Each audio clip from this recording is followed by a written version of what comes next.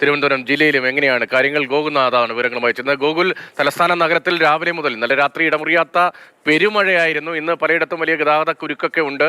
പലയിടത്തും നഗരത്തിൽ വെള്ളക്കെട്ടാണ്. ഇപ്പോഴത്തെ സ്ഥിതി എങ്ങനെയാണ്? മഴ അല്പം ഒഴിയുന്നുണ്ടോ?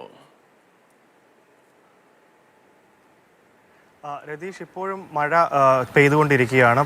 രതീഷ് പറഞ്ഞതുപോലെ തന്നെ രാത്രിയിൽ കനത്ത മഴ പെയ്തു. പക്ഷേ രാവിലെ ആയപ്പോഴേക്കും ചെറിയ രീതിയിൽ മഴ പെയ്യുന്നുള്ളൂ. ഇപ്പം നിലവിൽ ചെറിയ മഴ മാത്രമാണ് ജില്ലയിൽ അനുഭവപ്പെടുന്നത്. എന്നിരുന്നാൽ കൂടെ നന്ദാവനത്ത് ഇന്നലെ ഇലക്ട്രിക് പോസ്റ്റ് അടക്കം കനത്ത കാറ്റിൽ വീഴുന്ന ഒരു സാഹചര്യം ഉണ്ടായി. അതേ തുടർന്ന് 80 വയസ്സുകാരന് പരിക്കേറ്റു എന്നുള്ളൊരു വാർത്ത വരുന്നുണ്ട്. എന്തായാലും കൃഷിനാശം അടക്കം ജില്ലയുടെ വിവിധ ഭാഗങ്ങളിൽ നിന്ന് റിപ്പോർട്ട് ചെയ്യുന്നുണ്ട്.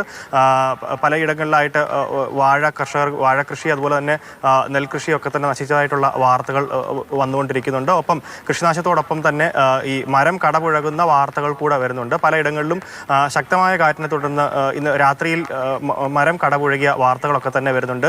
ജില്ലയിൽ വിവിധ ഇടങ്ങളിൽ ഈ സ്മാർട്ട് സിറ്റി റോഡിൻ്റെ ഭാഗമായിട്ടുള്ള പണി നടക്കുന്ന ഓടയ്ക്ക് വീതി കൂട്ടുന്ന പ്രദേശങ്ങളിലൊക്കെ തന്നെ വെള്ളക്കെട്ട് രൂപപ്പെട്ടതായിട്ടുള്ള വാർത്തകളുണ്ട്. അത് പ്രധാനമായിട്ട് തമ്പാനൂർ തമ്പാനൂർ ഭാഗത്തൊക്കെ തന്നെ ഇത്തരത്തിൽ വെള്ളക്കെട്ട് വാർത്തകളൊക്കെ തന്നെ പുറത്തേക്ക് വരുന്നുണ്ട്. എന്തായാലും നിലവിൽ ശക്തമായ മഴ പെയ്യുന്നില്ല. എന്തായാലും ജില്ലയ്ക്ക് ഇപ്പോൾ ഗ്രീൻ അലേർട്ടാണ്. അടുത്ത ഒരാഴ്ചത്തേക്ക് ഗ്രീൻ അലേർട്ടാണ്. പക്ഷേ എന്നിരുന്നാൽ കൂടെ ശക്തമായ കാറ്റും മഴയും ഒക്കെ തന്നെയാണ്. അപ്പോൾ എന്തായാലും മലയോര മേഖലകളിലും അതുപോലെ തന്നെ തീരദേശ മേഖലകളിലും ഒക്കെ തന്നെ കൃത്യമായിട്ടുള്ള നിയന്ത്രണങ്ങളുണ്ട്. അതായത് മത്സ്യബന്ധനത്തിനായിട്ട് പോകുന്നവർ കൂടുതൽ ശ്രദ്ധിക്കണം. ഒപ്പം തന്നെ ട്രോളിംഗ് നിരോധനം അടക്കമുള്ള പല സമയത്തായിട്ട് ഭരണകൂടം പുറപ്പെടുവിക്കുന്നുണ്ട്.